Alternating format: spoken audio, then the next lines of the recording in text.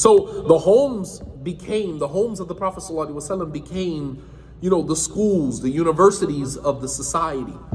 And the home is the first learning environment, because from the home emerges the examples of the teachings and the manners and the etiquettes of what goes on inside of them. And this is especially important when it comes to matters that are specific to women. Meaning the wives of the Prophet ﷺ were ordered to teach the larger community what went on in the home of the Prophet ﷺ, especially when it came to matters that were specific to women.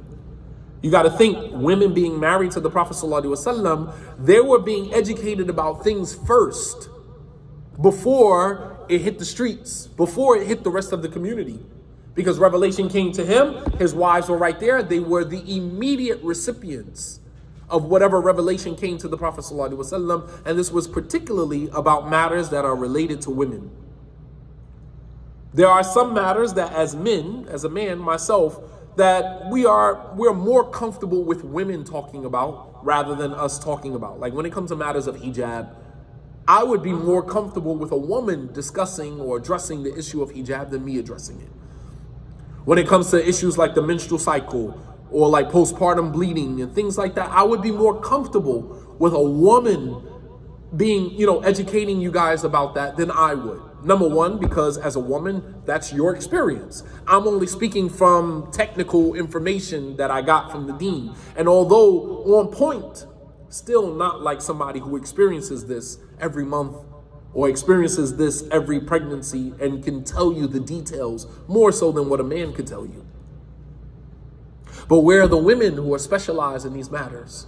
Where are the women in the community that have, even if you don't have knowledge of the whole religion, choose something specific that you can invest a lot of time and energy in studying. Matters regarding postpartum bleeding, matters regarding al-hayd, regarding a menstrual cycle. These are questions come up all the time about these things. Pregnancy, divorce. The people that are hurt the most by divorce are usually women. That's not to say that men are not, but in many instances, the women are on the brunt end of the divorce. So why aren't women more knowledgeable about divorce and marriage as much as men? You guys let men who are not even knowledgeable about marriage run circles around you. And I can tell you as a man, many of these brothers have absolutely no clue what they're talking about. No clue. They sit in a class long enough to learn just enough to run circles around you. Then they see you out somewhere. Assalamu alaikum, sis. You married. There's a difference of opinion about needing a wali. Some scholars say that you don't actually need a wali. And then you're like, oh, really? I didn't know that. MashaAllah. Right. He got you. Got you. All you have to do is ask him a question. What scholar said that you don't need a wali? What was his proof when he said you didn't need a wali? And you don't even ask that.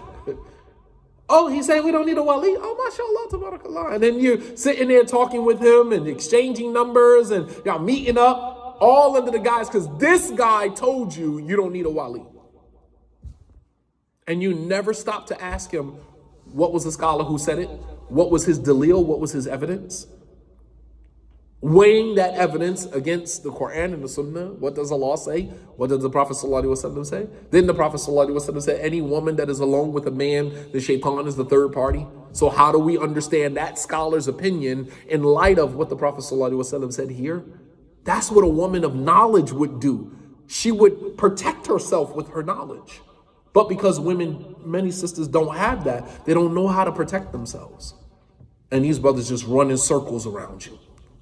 Meanwhile, ignorant, min ajhal an-nas, from the most ignorant of men, but learn just enough to run circles around you because you don't know. Go back to the ayat, are they equal, those who know and those who don't know? And there's to answer that question, there's only one scholar who took the opinion that said you don't need a wali, and that was Abu Hanifa. And that opinion is da'if, that opinion is weak. The jamhur, the vast majority of scholars are of the opinion that it is wajib, it is mandatory for a woman to get married with a wali.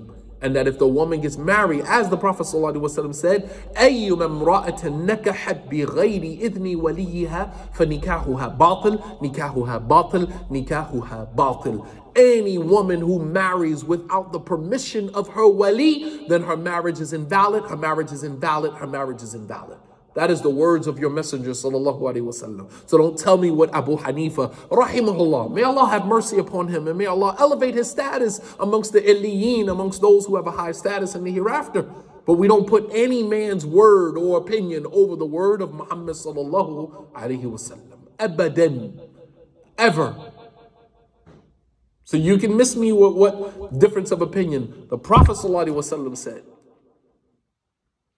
And no other scholar agreed with Abu Hanifa, scholar of, some type of magnitude, agreed with Abu Hanifa in that position. And his dalil, his evidence, was not necessarily, his evidence is the same evidence that the scholars who say you need a wali.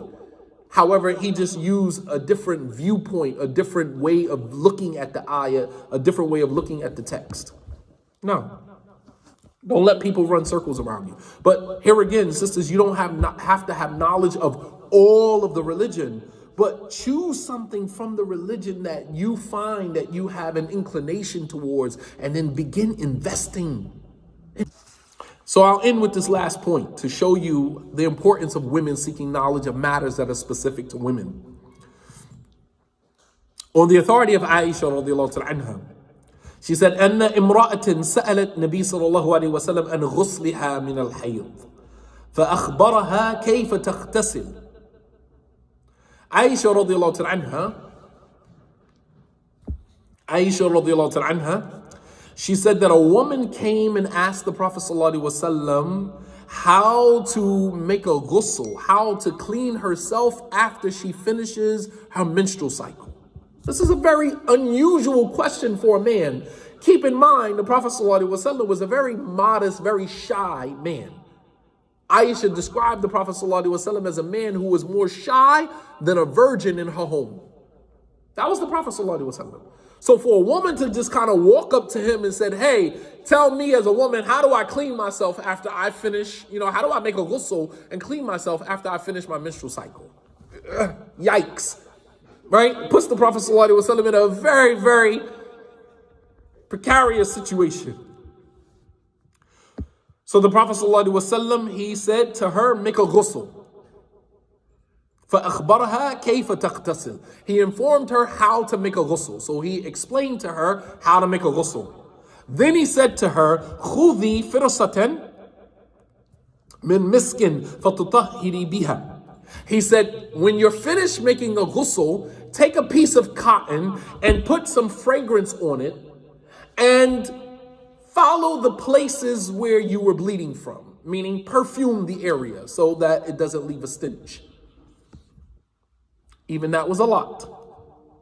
So the woman, she says to the Prophet ﷺ, كَيْفَ أَتَطَهَّرُ بِهَا. So she said, O Messenger of Allah, can you explain in detail how I should put this perfume on my private area? Yikes. The Prophet ﷺ said, Subhanallah tatahiri. He said, Subhanallah, just purify yourself. What are you asking me for the details? Really? You want me to explain to you how to... Come on. قالت Aisha said, فجبثتها جبثت المرأة وقلت لها تتتبعين بها أثر الدم. Aisha said, when I saw the Prophet ﷺ's face, I grabbed the woman and I pulled her to the side. And I said to her, take the cotton with the perfume on it and follow the traces where you were bleeding from and just dab the area with the perfume to get rid of the smell. You follow me? What did you see happen here?